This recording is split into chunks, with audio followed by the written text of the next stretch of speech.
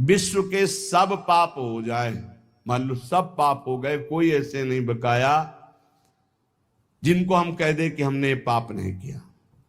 और एक बात कह रहे, महापुरुषों का अपराध भी बन जाए, प्रायश्चित मघानाम महद अपराध है, महद अपराध, महापुरुषों का अपराध, फिर कहां जाऊं, कैसे उद्धार होगा? यदि सब पाप बन जाए और इसके बाद महापुरुषों का अपराध बन जाए, बड़ा सूक्ष्म होता है अपराध। किसी कारण से उनका हृदय अगर तापित हो गया, बस वही आपके सारे सुकृतों को भस्म कर देगा। सुकृत भस्म होने पर धीरे धीरे विपत्तियां आना शुरू हो जाएंगी और आप परेशानियों के जाल में फंस जाएंगे। इसलिए सब कुछ मिट सकता है, महद अपराध नष्ट कर देता है। साधु अवज्ञा तुरंत भवानी, कर कल्याण अखिल के हानि। लेकिन यहां एक बहुत बड़ी बात श्रीपाद कहे हैं, यदि सब पाप बन गए हों और महद अपराध है, महापुरुषों का अपराध बन गया हो, तो इसका नाश कैसे हो सकता है? तो कह रहे सकल स्वधर्म मौली पुमर्थ मौलिश्च राधिका विपिना।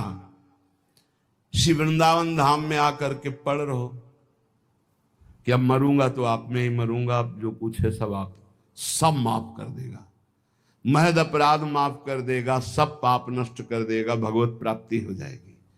ये बात श्रीपाद वृंदावन महिमामृत में कह रहे, प्रायश्चित्तम, कोई और प्रायश्चित नहीं, एक ही प्रायश्चित है। यदि लग रहा हो कि मैं महापापी हूं और महापुरुषों का भी अपराध बन गया, अब मेरा कल्याण तो हो ही नहीं सकता, क्योंकि पापवंत कर सहज स्वभाव, भजन मूर्ति भाव, मेरे से भजन भाव तो बनने वाला नहीं, तो क्या करे? आमरण वृंदावन का वास स्वीकार कर ले, अब वृंदावन से कभी भी वापस नहीं जाऊंगा, यहीं।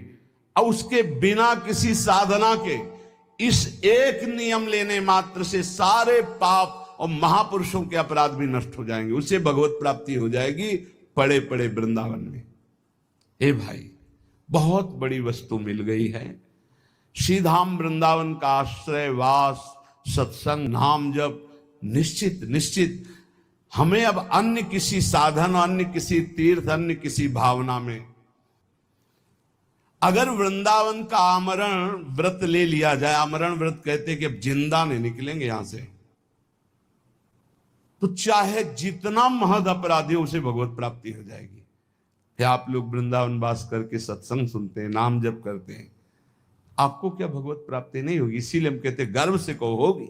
हमारे हृदय में ये बात ठसक हो, अरे एक एक चरणामृत पीने वाले, रज लगाने वाले, धाम आश्रित, नाम आश्रित, एक एक भगवत प्राप्ति करा दे, हमें तो बहुत कृपा है, हमें तो प्रतिक्षण कृपा है, हमें क्यों नहीं भगवत आशा बंधा। शास्त्र कहता है ये दृढ़ आशा करो मुझे भगवत प्राप्ति होगी, आशा बंधा, ये आशा दृढ़ रखो। समुत्कंठा नाम गाने सदा रुचि, उत्कंठा पूर्वक, उत्साह पूर्वक नाम जप में रुचि करो और ये आशा रखो मुझे भगवत प्राप्ति होगी। कैसे यहां भगवत प्राप्ति होती है? एक तो होती शरीर छूटने के बाद और एक होती शरीर रहते।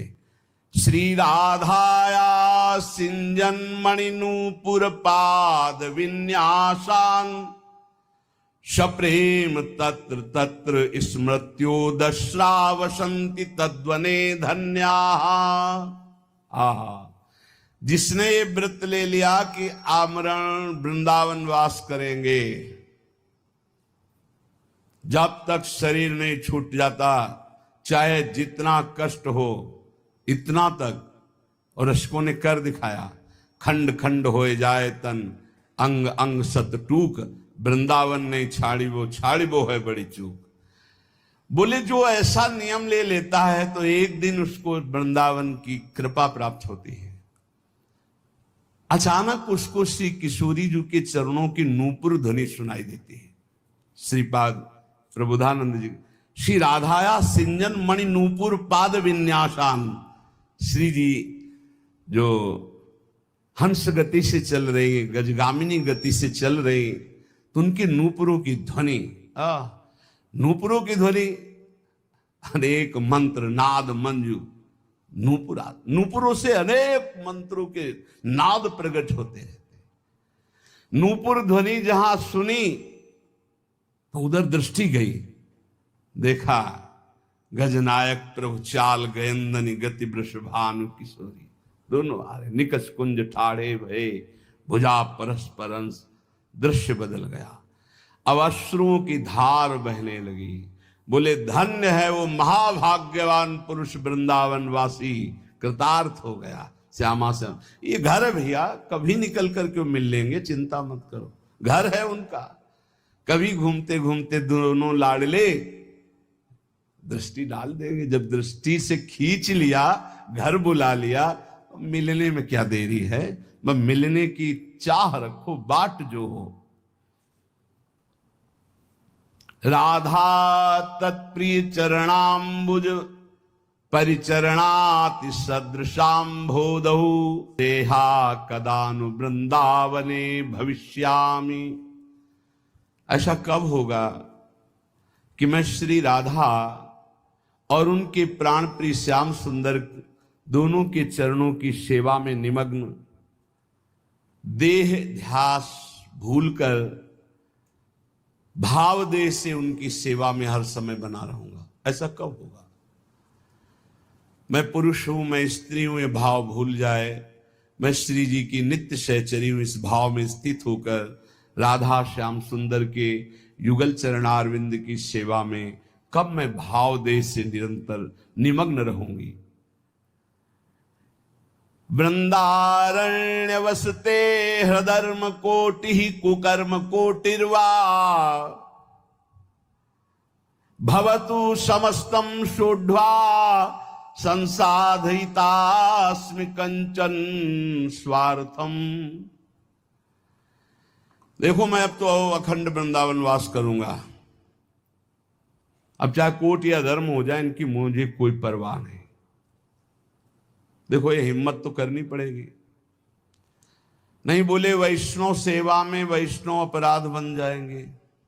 भगवत सेवा में 32 सेवा अपराध हैं, नाम जपने में 10 नामापराध हैं, और धाम बसने में धामापराध हैं। तो फिर बचा रास्ता केवल नरकई का, और तो कोई रास्ता बचा नहीं। इसलिए ये जो अपराध की बातें कही जाती हैं वो तुम्हें सावधान करने के लिए, तुम्हारा भजन बचे, तुम बहुत जल्दी परमानंद में डूबो।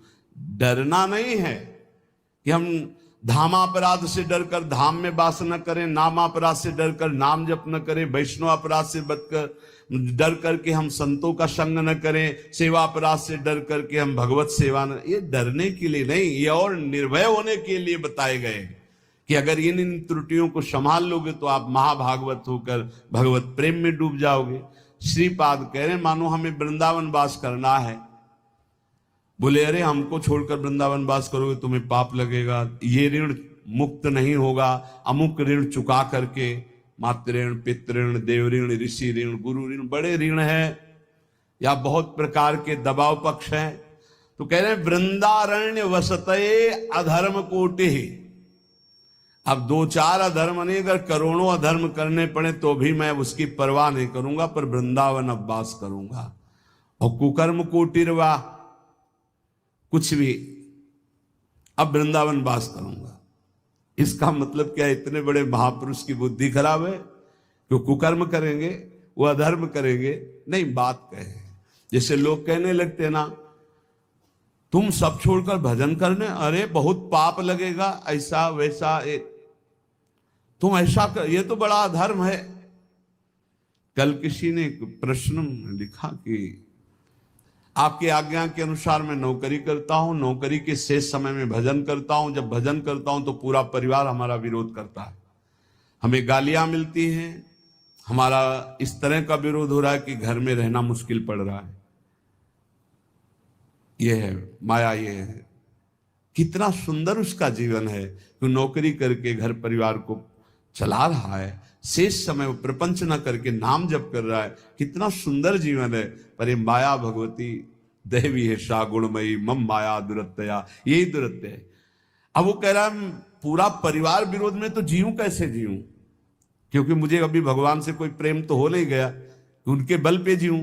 और जो हमारे परिवार के वो सब हमसे नफरत करने लगे, क्योंकि मैं शेष समय माला लेके बैठता हूं, किसी से बात नहीं करता। कल किसी से कह रहे थे, यदि आप अपने कर्तव्य का सही ढंग से पालन करते हैं तो 1 रुपया कभी यहां चढ़ाने की जरूरत नहीं, कभी 1 रुपया कहीं देने की जरूरत नहीं। भगवान तुम्हारे कर्तव्य कर्म से ही प्रसन्न हो जाएंगे।